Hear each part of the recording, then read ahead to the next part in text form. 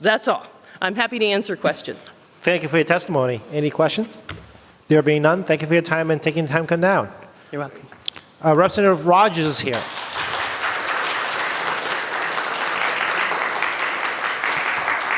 I didn't know you were so popular. Thank you, thank you, thank you. I get that a lot. Well,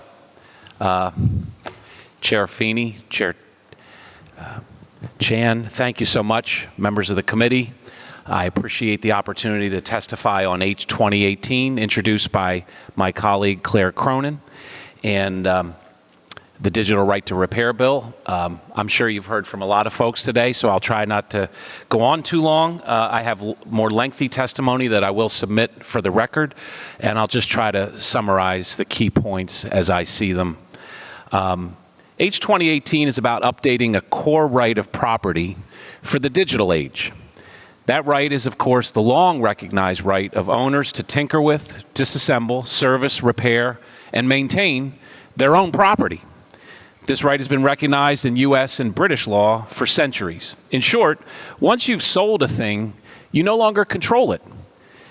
Sure, you can protect your trade secrets or other intellectual property rights, patents, but you don't control the device. Instead, it's the new owner's property to do with as he or she sees fit.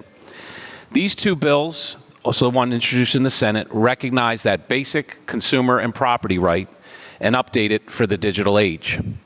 Manufacturers make a wide variety of arguments against repair, from security, trade secrets, marketing. But simply put, digital right to repair laws don't require manufacturers to make repairable devices.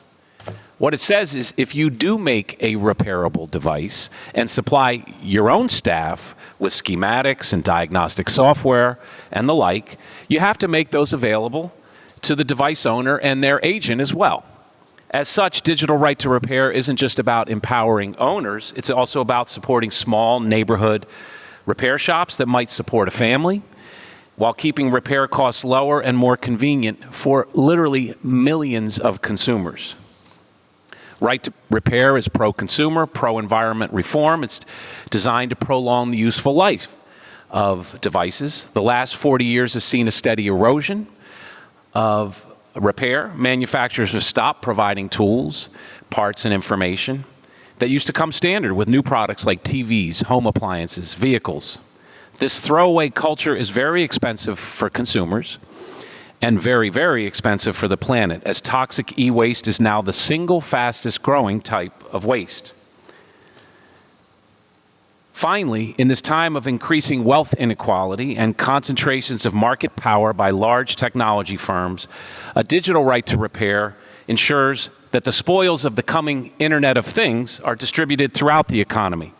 Let me ask, should Massachusetts give any company a green light to create a multi-billion-dollar aftermarket service and parts monopoly? Or doesn't it make more sense for the Bay State to allow residents to make a business of servicing these products for other Bay State residents? Technicians in this state making a good salary doing logic board repairs on various devices, or we can grant essentially a monopoly. So, I really appreciate your time. I thank you for your consideration. I know you're going to hear lots of arguments on this, and it's a challenging issue for the committee, but I hope this bill will get a favorable report. And again, thank you very much. Thank you, Representative. Any questions? There being none, thank you for your time. We've been joined by Representative Madaro then over here on my left. Next up is Daniel Carlson from Schmidt Equipment.